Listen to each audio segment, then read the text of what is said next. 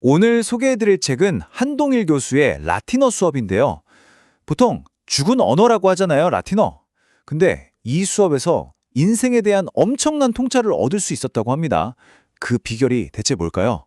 지금부터 같이 한번 들여다보시죠. 네, 바로 이 질문에서부터 시작해 볼게요. 아니, 솔직히 생각해 보면 라틴어 당장 쓸모가 있는 것도 아니고 배우기 어렵다고 소문이 자자하잖아요. 그런데 이런 수업에 어떻게 200명이 넘는 학생들이 막 몰려들었을까요? 이거 정말 신기한 일 아니에요? 일단 이런 이유도 있긴 합니다. 라틴어로 말하면 뭐든지 심오하게 들린다. 실제로 어떤 학생이 수업 왜 듣냐는 질문에 있어 보이려고요 라고 대답했대요. 재치 있죠? 근데 당연히 이게 전부는 아니었습니다. 진짜 이유는 따로 있었죠. 자, 첫 번째 파트에서는 바로 이 미스터리를 한번 풀어볼게요. 아니, 대체 어떻게 죽은 언어가 이렇게 뜨거운 인기를 얻게 된 걸까요? 그 역설 뒤에 숨은 이야기를 한번 들여다보죠. 혹시 영화 죽은 시인의 사회 보셨어요? 거기 보면 한 학생이 라틴어 동사 변화 외우다가 정말 엄청난 스트레스를 받는 장면이 나오잖아요. 맞아요. 보통 라틴어 하면 다들 이렇게 생각해요. 어렵고, 낡았고, 심지어는 좀 사람 괴롭히는 학문 아닌가 하는 그런 인식이 강했죠. 그런데 이 그래프 좀 보세요. 와, 이거 정말 놀랍지 않아요? 첫 학기에 24명으로 시작했던 수업이요. 바로 다음 학기에 67명이 되고 그 다음부터는 매 학기 200명이 넘는 그야말로 대형 강의가 된 거예요. 심지어 다른 학교 학생들까지 와서 몰래 듣고 갈 정도였다니까 이건 말 그대로 폭발적인 인기였던 거죠. 자, 이제 두 번째 파트로 넘어가 볼게요. 이 수업이 도대체 왜 그렇게 특별했냐? 그건 바로 첫날부터 딱 드러납니다. 한번 상상해 보세요. 막 설레는 마음으로 개강 첫날 강의실에 갔는데 갑자기 수업이 취소된다면요? 교수님이 첫날 칠판에 딱 이렇게 쓰셨대요.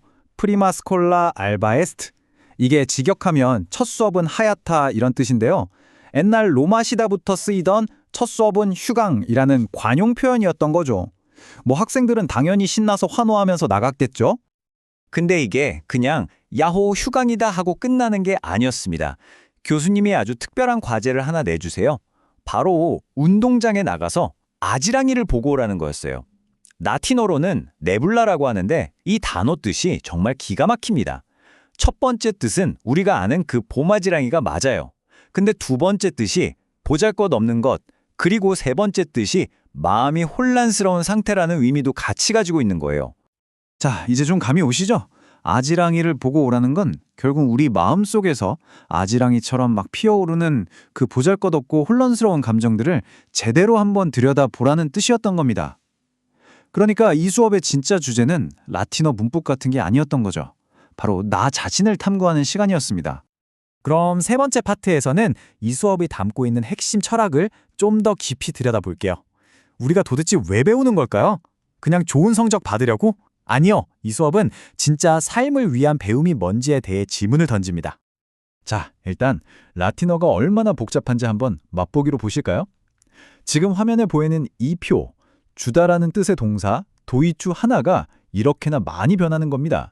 능동태만 해도 60가지가 넘고 수동태까지 합치면 160가지가 넘는데요. 와, 진짜 보기만 해도 머리가 아프고 숨이 턱 막히지 않으세요? 그런데 이렇게 머리 아픈 복잡함 속에서 교수님이 던지는 메시지는 딱 이 한 문장이었습니다. 바로 철학자 세네카가 한 말인데요. 우리는 학교를 위해서가 아니라 인생을 위해서 배운다. 결국 이 수업의 목표는 저 복잡한 표를 달달 외우는 게 아니었던 거죠. 이 문장의 의미를 온몸으로 또 마음으로 깨닫게 하는 과정이었던 겁니다. 이 수업은 라틴어 단어를 통해서 자기 자신을 돌아볼 수 있는 도구를 줘요. 예를 들면 이런 거예요. 단점을 뜻하는 데펙투스는 부족하다라는 말에서 왔고 장점을 뜻하는 메리툼은 가치가 있다라는 말에서 왔다고 해요. 어때요? 그냥 단점, 장점이라고 할 게랑 느낌이 좀 다르죠? 이 두 단어를 생각하면 나 자신을 좀 더 균형 있게 볼 수 있게 되는 거죠. 여기서 진짜 재미있는 비유가 하나 나와요. 강을 다 건넜으면 배는 강에 두고 가야 한다. 이게 무슨 뜻일까요? 바로 이런 겁니다. 어제까지 내게 큰 장점이었던 것, 즉 나의 메리툼이 오늘은 오히려 나를 방해하는 짐이 될 수도 있다는 거예요. 예를 들어 과거의 성공 경험 같은 거요. 그럴 땐 과감하게 그걸 버리고 떠날 줄 아는 지혜가 필요하다는 거죠. 자, 이제 마지막 파트입니다. 우리는 늘 경쟁하잖아요. 그런데 그 경쟁을 넘어서 나만의 성공을 어떻게 찾을 수 있을까요? 그 해답이 바로 나만의 숨마쿰 라우데를 찾는 데에 있습니다.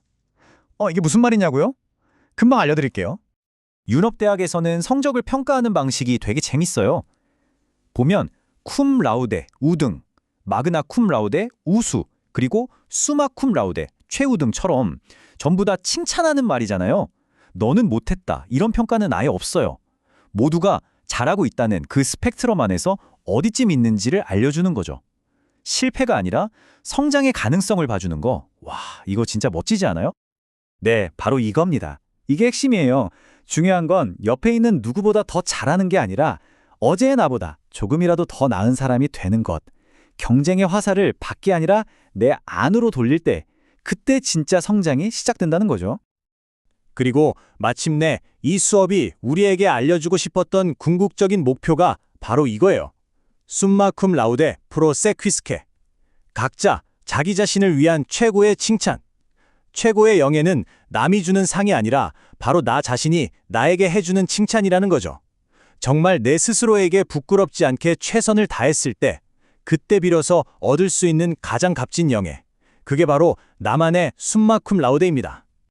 이 책의 저자는요, 자신의 공부가 사실은 남들한테 이기고 싶다는 아주 위대한 유치함에서 시작됐다고 솔직하게 말해요. 자, 그렇다면 여러분의 숨마쿰 라우데, 그러니까 여러분이 스스로에게 해줄 수 있는 최고의 칭찬은 과연 무엇일까요?